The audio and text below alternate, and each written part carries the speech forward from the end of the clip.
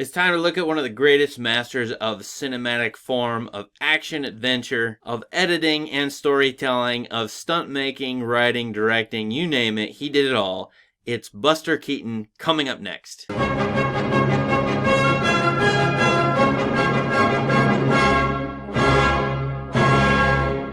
So I'm doing this Buster Keaton video because I've come across a lot of people in my life who just plain have never heard of Buster Keaton. And yet Keaton's influence is everywhere. I mean, for example, watching Mission Impossible 6 in the movie theater, I couldn't help but think that Tom Cruise is somehow emulating Buster Keaton. Years earlier, watching WALL-E, I could spot that WALL-E was sort of modeled on Buster Keaton, Charlie Chaplin, and a lot of silent movie figures. And you know, basically all cartoons are modeled on the great silent movie actors and stuntmen. Looney Tunes, for example, who doesn't like Looney Tunes? They all come out of movies from the teens and the 1920s. And one of the undisputed masters of the form is Buster Keaton. Buster Keaton probably is the greatest writer, director, actor, stuntman ever. And Keaton is revered worldwide. Once you see Keaton, there's something universally human that he communicates through his best work. And I believe that's why Buster Keaton deserves to be called one of the greatest movie makers ever. As well, he's inspired basically every movie maker that came after him, including those that really do nothing like he does. So I'm going to give you, if you've never heard of Keaton, a lot of advice on what to start watching first. And I'll tell you, kids love, at least my kids love, Buster Keaton. Now I'm going to skip over a lot of Buster Keaton movies I think are pretty good or very good to get to what I think is essential and what most people ought to try to watch. So let's go for it. Here's Buster Keaton's top 5 in my opinion. So number 5 is a 20-minute short that I go back to again and again, and I like the show as an example in my movie class, and I just love to watch, period. It's a short called Cops. Cops has 2 halves to it. In the first half, you have the Buster Keaton character. He tries to fall in love. He goes around the town to try to win over a girlfriend, and he's basically a failure. He tries to earn money, he tries to win a girl's heart, doesn't work out. This is a classic character type that Keaton would use basically throughout his movie career. What we call in America the sad sack, down on his luck individual. A person who's not successful but tries really hard and one we root for. He's not a part of any organization, team, or mob, but sometimes he gets inextricably caught up in a mob. The second half of Cops is really tremendous, and it introduces one of the great silent movie tropes, the Keystone Cops, the horde of cops running around the streets chasing one person and being totally ineffective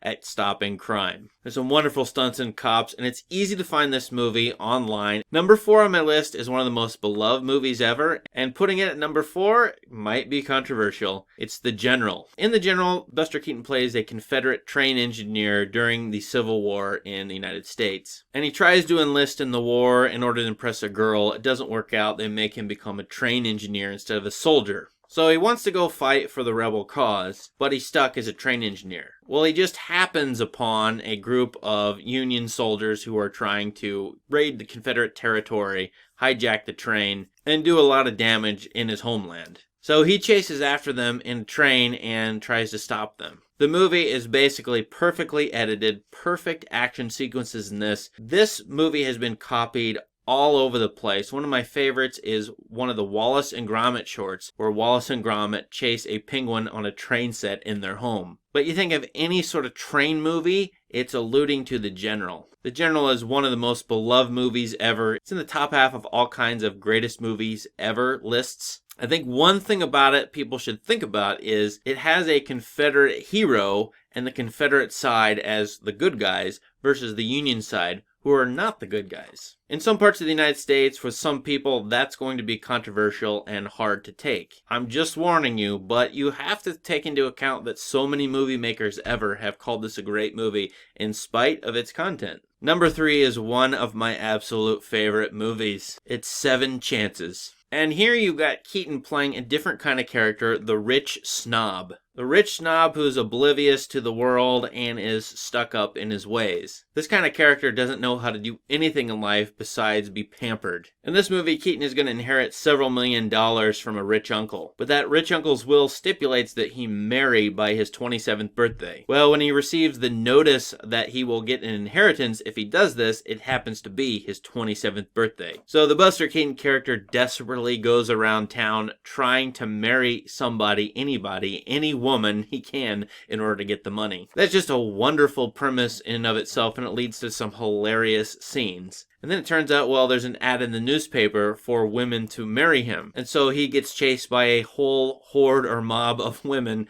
later in the movie who are desperate to marry him. I think there are a few funnier movies I've ever seen. And to a modern audience 90 years later, no matter where you are, no matter what age you are, I don't think you can help but enjoy this movie. So I'll give it a chance, 7 chances. Number 2 on my list makes my children howl with delight every time they watch it. It's The Navigator. Again, The Navigator is a movie where Keaton plays a rich snob character. He and the woman he wants to marry accidentally get on a ship, and they're the only ones on a ship that is accidentally launched into the ocean. They think they're taking a cruise trip, but they wake up on the ship one day, and it's just the two of them alone on it, adrift at sea. Well, neither of them know anything about anything. Neither of them know how to cook, take care of clothing, let alone manage a whole ship, let alone steer a ship around. And this leads to a whole series of gags that is so hilarious it has to be seen to be believed. I will spoil one of the gags. It's probably one of my favorite scenes in movies ever. It involves the Keaton character putting on underwater gear,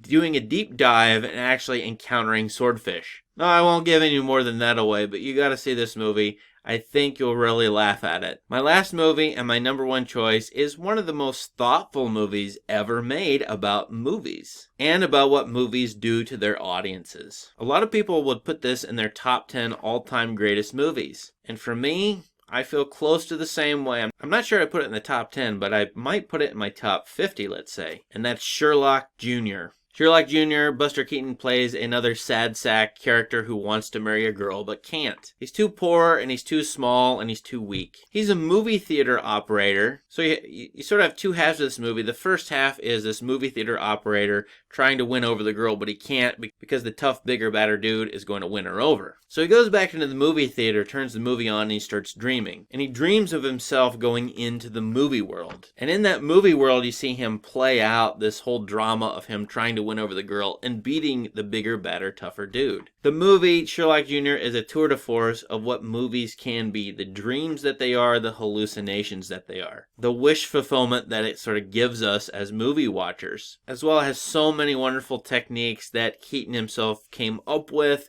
His innovations are amazing and are still used today. If you're going to watch Sherlock Jr., I have to tell you how to watch it. Get the Kino DVD and turn on the Clubfoot Orchestra score. It's sort of a modern jazz score that goes perfectly with this movie. I think it makes the movie really, really complex and interesting and really a lot of fun. If you've seen Keaton, please tell me what you like. Please tell me the complicated things that you see in his work. I really appreciate you watching. Please subscribe to my channel. Thank you, and have a great day.